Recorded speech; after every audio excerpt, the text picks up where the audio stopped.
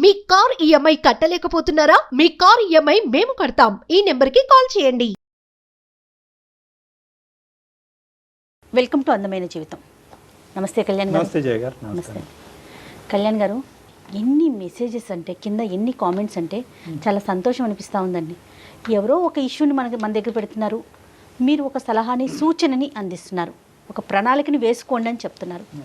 దానికి ఎంతోమంది వాళ్ళ ఒపీనియన్ని మనతో పాటు షేర్ చేసుకొని, ఎవరైతే బాధితులు ఉన్నారో అంటే ఎవరైతే కాల్ చేస్తున్నారో వాళ్ళని ఓన్ చేసుకొని వాళ్ళకి తోచిన విధంగా ప్రజల్లో నుంచి వచ్చే రెస్పాన్స్ చూస్తుంటే చాలా సంతోషం అనిపిస్తుంది. అవునండి. సో ఒక మంచి ప్రోగ్రామ్ చేస్తున్నామన్న ఫీల్ నాకైతే కలుగుతూ ఉందండి. సేమ్ హియర్ అమ్మా, సేమ్ హియర్. మనలాంటి వాళ్ళు ఒక్కటే మాట్లాడటం కాదమ్మా, ప్రజలు వాళ్ళ అనుభవాలు బట్టి లేదంటే వాళ్ళ మనసుకు తోచినటువంటి అంశాన్ని అక్కడ పెడితే కనుక ఇక్కడ ఉండే బాధితులు ఎవరైతే ఉన్నారో వాళ్ళకి ఉపయోగపడుతుందో. అలాంటి వ్యక్తులు ఎవరైనా ఉంటే కనుక అది నిజంగా ప్రోత్సాహకరం. Thank you. Please continue the same అండి.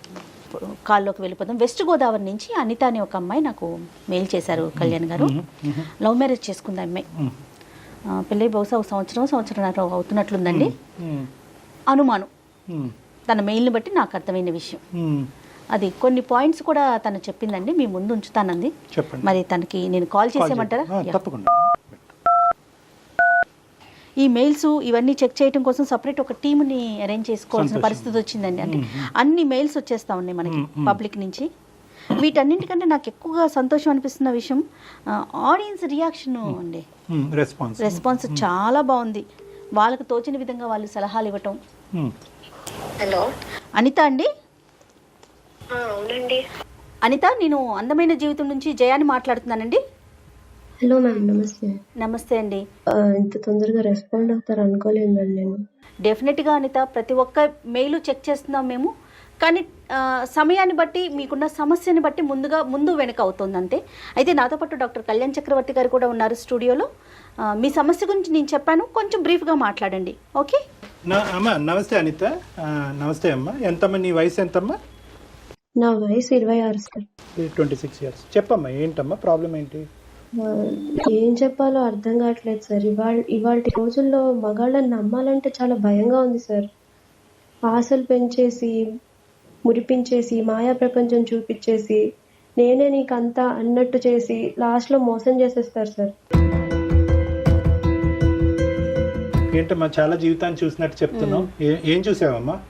నా భర్త నాకు ఒక 4 ఏళ్ల నుంచి తెలుసు సార్. మాది లవ్ మ్యారేజ్. ఓకే.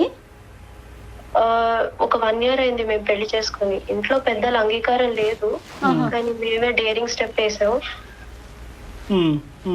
ఇంట్లో అంతా బానే ఉండేది సార్. చాలా అపురూపంగా చూసుకునేవాడు నన్ను. నాకు అనిపించేది నేను చాలా రైట్ డెసిషన్ తీసుకున్నాను అని. అంటే అప్పుడు ఎదిరించి చేసుకున్నా గానీ నేను చాలా ప్రౌడ్ గా ఫీల్ అయ్యేదాన్ని సార్ ఆ విషయం మీద. ఏం చేస్తుంటారు అనిత మీ హస్బెండ్? మా హస్బెండ్ ఒక సాఫ్ట్వేర్ కంపెనీలో వర్క్ చేస్తారు. మీరు?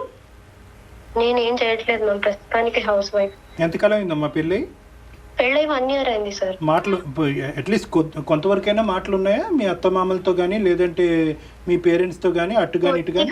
ఉన్నాయి సార్, కానీ వాళ్ళంతా అంటే పెద్ద ఇష్టం ఉన్నట్టు ఏం మాట్లాడరు. మేము కూడా అదే 1 year, ఒక 1-2 years ఇలా ఉంటుంది, తర్వాత మనం కలుపుకుందాం వాళ్ళని అనే ఉద్దేశంలోనే ఉన్నాం. ఓకే, సమస్య గురించి చెప్తారా? నాకు ఎంత అలాంటి సిచ్యువేషన్ లో ఉండేదాన్ని సార్, చాలా హ్యాపీగా ఉండేదాన్ని నేను. చెప్పినా ఏంటి సమస్య? చెప్పినా ఏమైంది? తను ఇంకొక ఎఫ్ఐఆర్ మెయింటైన్ చేస్తున్నాడేమో అని నా డౌట్ సార్. బయట అయితే పడట్లేదు. నాకు ప్రతి ఇన్స్టెన్స్ లోను 3 months నుంచి అసలు గ్రాడ్యువల్ గా ప్రతి ఇన్స్టెన్స్ లోను నాకు అదే కనిపిస్తోంది. ఈ మనిషి పొద్దున్న ఆఫీస్ కి బయలుదేరి వెళ్ళినప్పుడు కొట్టుకునే సెంట్ ఒక బ్రాండ్ సార్, కానీ తిరిగి వచ్చేటప్పటికి వేరే బ్రాండ్ సెంట్ ఉంటుంది సార్ తన ఒంటి మీద. స్మెల్ మారుతుందమ్మా? అంటే అది ఆబ్వియస్లీ ఈవెన్ స్వెట్ స్మెల్ ఉన్నా గానీ నాకు అంత అనుమానం రాదేమో సార్, కానీ వేరే బ్రాండ్ స్మెల్ ఉంటుంది సార్. ఓకేనా? ఇంకా ఏముందమ్మా అలాంటిది నీకు అనిపించినవి? వన్ ఫైన్ డే నేను తన బ్యాగ్ మామూలుగా క్లీన్ చేస్తున్నాను సార్. అందులో నాకు ఒక వేరే హ్యాండ్ కర్చీఫ్ ఒకటి దొరికింది సార్. ఇది పెద్ద అనుమానాస్పదమైన విషయం కాకపోయినా గానీ తిను చాలా పర్టికులర్ గా ఉంటాడు సార్. అంటే తను ఎంచుకునే ప్రతి దాంట్లోనూ చాలా పర్టికులర్ గా ఉంటాడు. ఓకే. అలాంటిది వేరే కర్చీఫ్ ఉండడం నాకు చాలా అంటే చాలా బాధగా అనిపించింది. అది వినడానికి సర్కాస్టిక్ గా ఉంటుందేమో అని ఇన్సెక్యూర్ ఫీల్ అయిపోయి నేను ఎవరికి చెప్పట్లేదు, కానీ నాకు చాలా బాధగా ఉంది మ్యామ్. అది అంటే అసలే కరోనా సీజన్ మ్యామ్, వేరే వాళ్ళ కర్చీఫ్ ఎందుకు పెట్టుకుంటారు? మన బ్యాగ్ లో మనం పెట్టుకోం కదా యూజువల్ గా. అయితే న్యాచురల్ రెస్పాన్స్ అమ్మా. ఇంకా బిహేవియర్ లోనే నాకు చాలా చేంజెస్ కనిపించాయి. ఇంతకు ముందు నాకు తను టీ షర్ట్లు వేసుకోను, నాకు నచ్చవు అని చెప్పడం చాలా గుర్తు. అని నాకు తెలిసినప్పటి నుంచి ఒక 4 years గా ఫార్మల్స్ వేసేవాడు. ఈ మధ్య కాలంలో ఏంటో టీ షర్ట్లు వేసుకుంటున్నారు. టీ షర్ట్లు వేసుకొని ఎవరు సార్ ఆఫీస్ కి వెళ్తారు?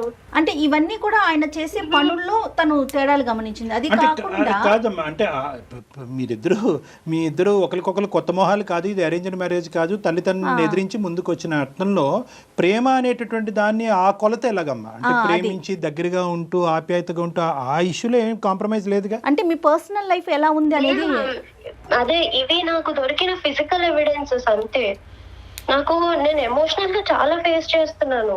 అవి నాకు మాత్రమే తెలుస్తుంది, వేరే వాళ్ళకి నేను చెప్పినా అది అర్థం కూడా కాదు. కానీ ఇక్కడ చెప్పాలమ్మా, నీకేమనిపిస్తుంది? అంటే ఇంతకు ముందు ఉన్నట్టుగా అంత ప్రేమించట్లేదా, అంత బాధ్యతగా ఉండట్లేదా? అసలు తను ఇంతకు ముందు ఎలా ఉండేవాడంటే సార్, తను ఎంత పనున్నా ఆఫీస్ నుంచి నేను ఇంట్లో ఒంటరిగా ఉంటానని తొందరగా వచ్చేసేవాడు సార్.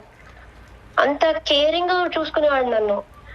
నాకు తెలిసి ఈ 3 months కి ముందు పెళ్ళయ్యాక నాకు తెలిసి మేమిద్దరం కలిసే భోజనం చేసేవాళ్ళం, డిన్నర్ చేసేవాళ్ళం.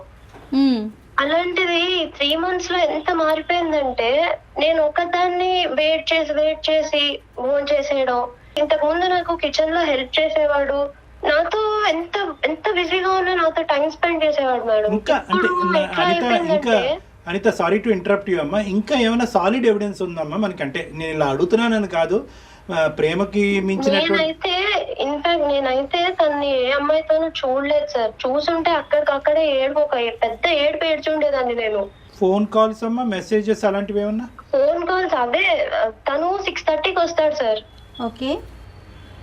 ప్రాబబ్లీ మోస్ట్లీ తను కొంచెం లేట్ గానే వస్తాడు, కానీ 6:30కి వస్తే మాత్రం ఒక 1/2 గంటలో ఫ్రెష్ అయిపోతాడు. కరెక్ట్ గా 7:15 to 7:30 మధ్యలో ఒక మిస్డ్ కాల్ వస్తుంది సార్. అది ఎలాంటి మిస్డ్ కాల్ అంటే, ఫ్రెష్ అవుతుంటాడు, నేను ఎత్తే లోపల కట్ అయిపోతుంది. ప్రతిరోజు వస్తుంది ఆ కాలు? తను యాక్చువల్లీ ప్రాబబ్లీ 6:30కి ఇంటికి వచ్చేస్తే మాత్రం ఖచ్చితంగా వస్తుంది మ్యామ్ ఆ కాల్.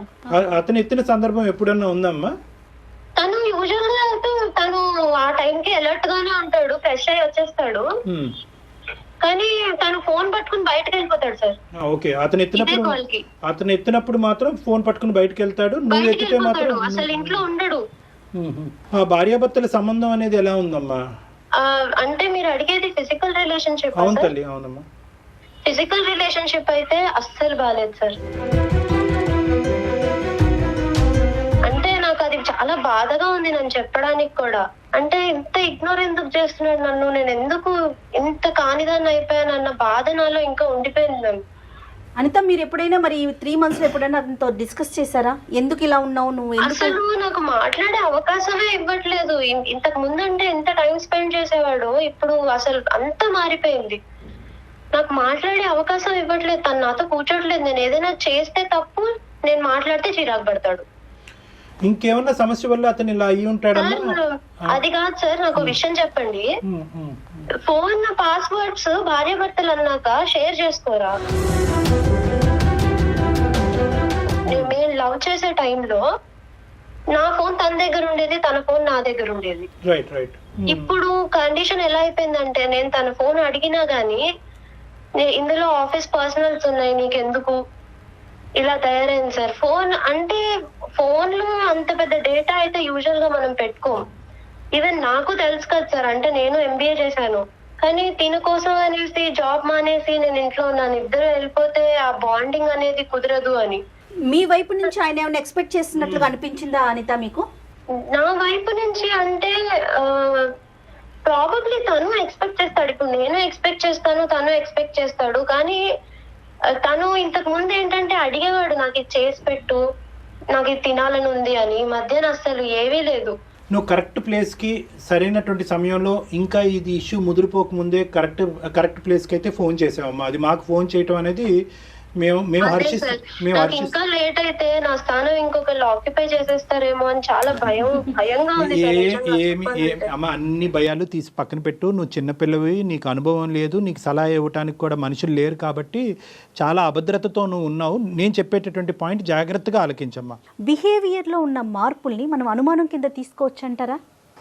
అంటే చూడండి బేసికలీ ఇప్పుడు ఆ అమ్మాయికి మనం ఏం చెప్పినా కూడా ఇక్కడ ఇష్యూ ఎలా ఉంటుందంటే ఆ అమ్మాయి రెండు కాంట్రాస్ట్ చేసుకుంటుంది. ఒకటి 4 సంవత్సరాల పాటు ప్రేమ వర్సెస్ 1 year ఆఫ్ మ్యారేజ్. ఈ రెండు కాంట్రాస్ట్ చేసుకుంటుంది. సో తనకు ఉండేటటువంటి అనుభవం మనం చూడలేనటువంటిది తన ఎక్స్పీరియన్సెస్ బట్టి తను మాట్లాడుతుంది. కానీ ఇక్కడ ఏంటంటే ఇందులో కొంతవరకు ప్రేమించినప్పుడు ఉండేటటువంటి భద్రత పెళ్ళయిన తర్వాత ఈ అమ్మాయికి లోపించింది. అవును, మేమంతా ఉన్నాము అని చెప్పి ఈ పాటికి అటువైపు ఇటువైపు తల్లిదండ్రులు ఉంటే కనుక అంత అభద్రత ఫీల్ ఉండేది కాదేమో. అది ఎక్స్పెక్ట్ చేసుకుని వీళ్ళు ప్రేమించారు. పెళ్ళి అయ్యే టైం నాటికి ఎవరికి వాళ్ళకి విత్డ్రా అయిపోయారు, వీళ్ళు ఒంటరి వాళ్ళు అయ్యారు. ఇప్పుడు ఆ అమ్మాయికి తల్లి అయినా తండ్రి అయినా అంతా అతనే అవటం వల్ల కొంతవరకు ఆ ప్రవర్తనని ఎక్కువగా విశ్లేషిస్తుందేమో అని నాకు అనిపిస్తుంది. నువ్వేమన్నా చేయవలసింది చేయకుండా లేదంటే ఎక్కువ చేయటం ఏమన్నా చేస్తున్నావా? నెంబర్ 1 ఫస్ట్ నువ్వు చూసుకో, నీ భర్తను తీసి పక్కన పెట్టు ఫస్ట్. నెంబర్ 1. నెంబర్ 2, ఏమన్నా నీలో ఇన్సెక్యూరిటీ పెరిగిందా, అభద్రత పెరిగిందా? అభద్రత పెరిగింది. అనుకునేటటువంటి ఆలోచనని నువ్వు కంట్రోల్ చేసుకుంటున్నావా, కంట్రోల్ చేసుకోలేకపోతున్నావా? ఒక్క నెగిటివ్ థాట్ వస్తే కనుక అదేదో స్పైడర్ వెబ్ సాలిగూడ్లాగా అలా అల్లుకుంటూ ఆలోచనలు వెళ్ళిపోతున్నావా? నీ ఆలోచనలు నియంత్రించుకోలేకపోతున్నావా? Sir sorry to interrupt you, కానీ 1-2 విషయాలకైతే సస్పెక్ట్ చేసే మనస్తత్వం అయితే నాది కాదు సార్. అవునమ్మా, అవును, అదే అదే నేను 3 months నుంచి అబ్జర్వ్ చేశాను, అందుకే నేను చెప్తున్నాను ఇవాళ.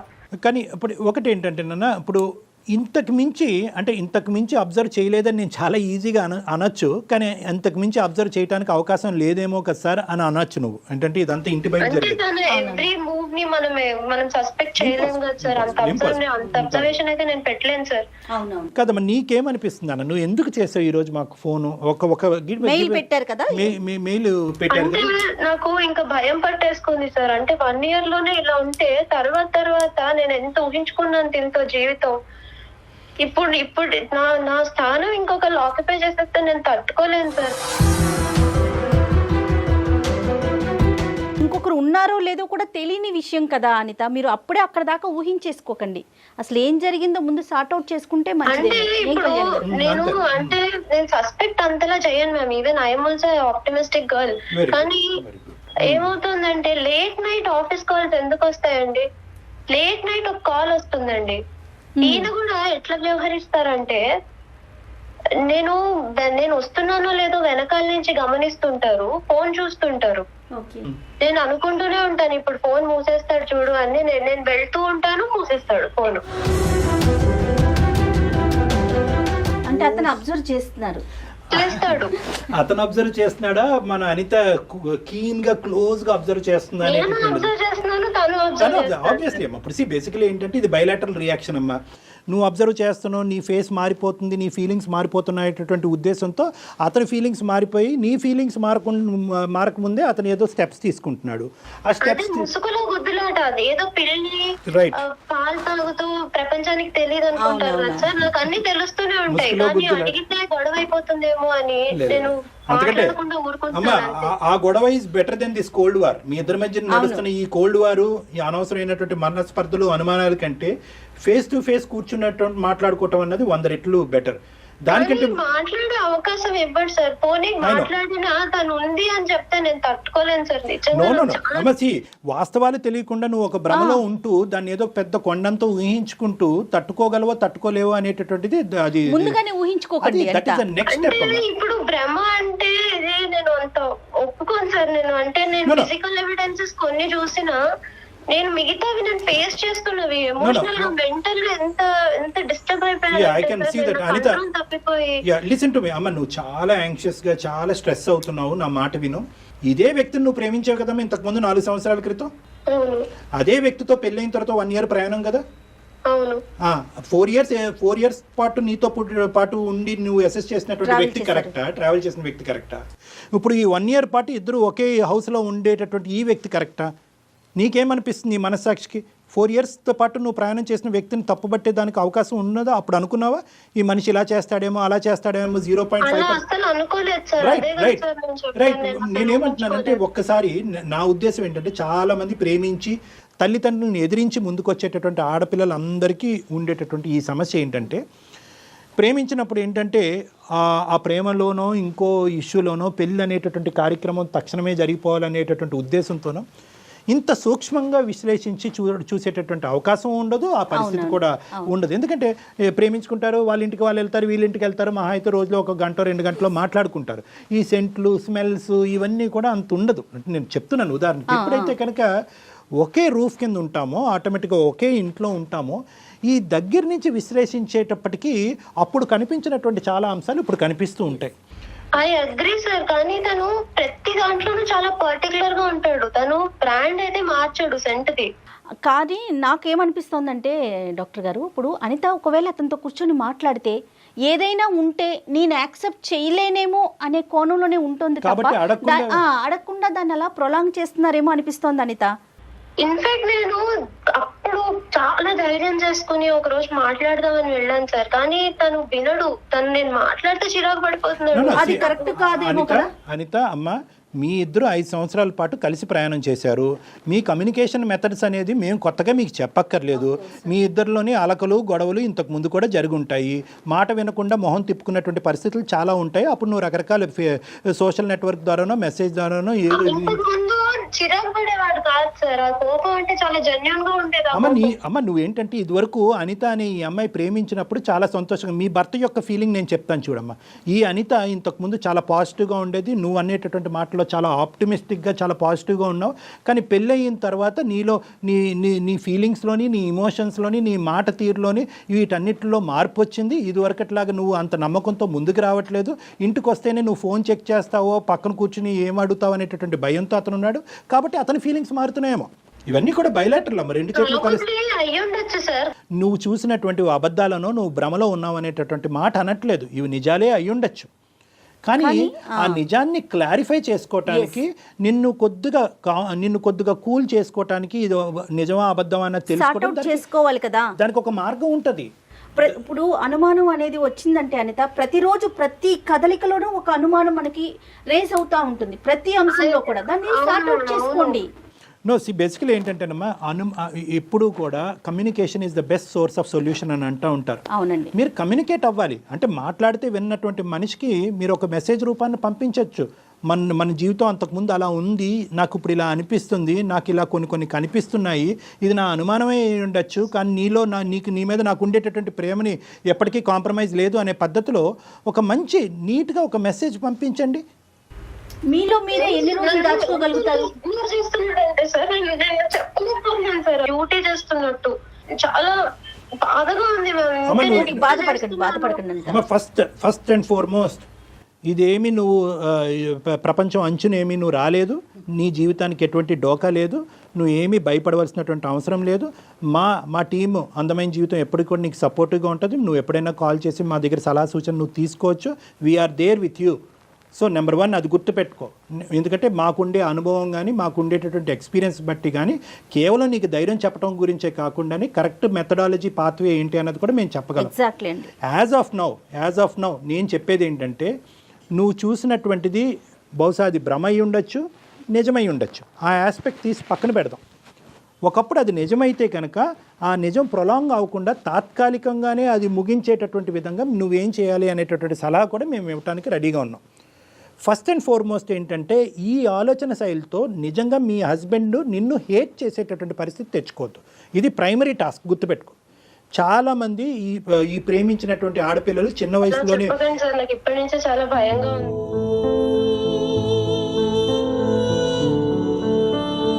Listen to me. ఏం భయపడవలసినటువంటి అవసరం లేదు. నీకు తెలియకుండా జరిగేటటువంటి ఒక భయానకమైనటువంటి పరిస్థితిని అవాయిడ్ చేయడం గురించి నేను చెప్తున్నా. ప్రేమించినప్పుడు కంటే ఇంకా ఎక్కువగా ప్రేమిస్తారు. ఆ ప్రేమించేటటువంటిలో నా భర్త నా చేతిలో జారిపోతున్నాడేమో, నేను ఏకాకి అయిపోతానేమో అనేటటువంటి భయంతో అతన్ని చాలా గట్టిగా క్లోజ్ అబ్జర్వేషన్ చేస్తూ ఉంటారు. ఆ క్లోజ్ అబ్జర్వేషన్లో సెంట్లు, నాప్కిన్లు ఇవన్నీ కూడా కనిపిస్తూ ఉంటాయి. అలా సూక్ష్మంగా చూడటం అనేది తప్పా సార్ అంటే కనుక అవసరం ఉందా లేదా అన్నది ఫస్ట్ గమనించుకో. ఇప్పుడు నువ్వు చూపెట్టేటటువంటి బిహేవియర్, ఫీలింగ్స్, ఇమోషన్స్ వల్ల అతని మనసు ఎంత గాయపడింది అనేటటువంటిది కూడా మనకి ఇక్కడ ఇంకా పూర్తిగా అర్థం అవ్వట్లేదు. దానివల్లే అతను అలా ప్రవర్తిస్తూ నీకు శారీరకంగా, మానసికంగా దూరం అవుతున్నాడు అన్నది కూడా మాకు ఇంకా అర్థం కావట్లేదు. సో కాబట్టి ఇది ఇంకో లెవెల్కి వెళ్ళే ముందే ఈ ముసుగులో గుద్దులాట అనేటటువంటి తీసి పక్కన పెట్టేసి, నా ఇమోషన్స్, ఫీలింగ్స్ ఈ విధంగా రన్ అవుతున్నాయండి, నాది నిజమా అబద్ధమా, మీరు నిజం అంటే నిజం, అబద్ధం అంటే అబద్ధం, మీ నోటు వెంట ఏదైతే వస్తుందో అది నేను నమ్ముతాను అని కళాఖండిగా నువ్వు చెప్పేసేయమ్మా. కళాఖండిగా చెప్పేసి ద ఆప్షన్ ఈజ్ యువర్స్. అతనిదే ఆప్షన్, అతనికి ఆప్షన్ వదిలేసే. నువ్వు ఉందంటే ఉంది, లేదంటే లేదు. నన్ను నేను మార్చుకోవటానికి, నాలో ఏమైనా తప్పుదాలు ఉంటే కనుక నన్ను నేను మార్చుకోవటానికి రెడీ. లేదు, నాలో ఎటువంటి తప్పు లేదు, నువ్వు అలా డైవర్ట్ అవుతున్నావు అంటే కనుక నువ్వు అందులోంచి బయటకు వచ్చి మళ్ళీ మన ప్రేమని, మన జీవితాన్ని కాపాడు. నీ గురించి ఇన్ని త్యాగాలు చేసి నేను ముందుకు వచ్చాను అని చెప్పి కొన్ని వాస్తవాలకు అతను అవగాహన కలిగించేటటువంటి విధంగా ఒక మెసేజ్ కానీ, ఒక ఈమెయిల్ కానీ, ఒక ఏదో పద్ధతిలో అతను కమ్యూనికేట్ చేయి పక్కన కూర్చున్నటువంటి మనిషికి. అప్పటికీ ఒకప్పుడు ఏదన్నా తెలియనటువంటి, అనుకోనటువంటి ఒక భయంకరమైన నిజం నీకు తెలిస్తే కనుక ఖచ్చితంగా మాకు మళ్ళీ రీకమ్యూనికేట్ చేయి, మమ్మల్ని కమ్యూనికేట్ చేయి. ఏమండి మీరు అన్నారు, బ్రహ్మన్నారు, లేదంటే ఇంకోటి అన్నారు, ఉందన్నారు, లేదన్నారు, ఇప్పుడు వాస్తవాలు ఇలా కనిపించినాయండి, ఇప్పుడు నన్ను ఏం చేయమంటారని అడుగు.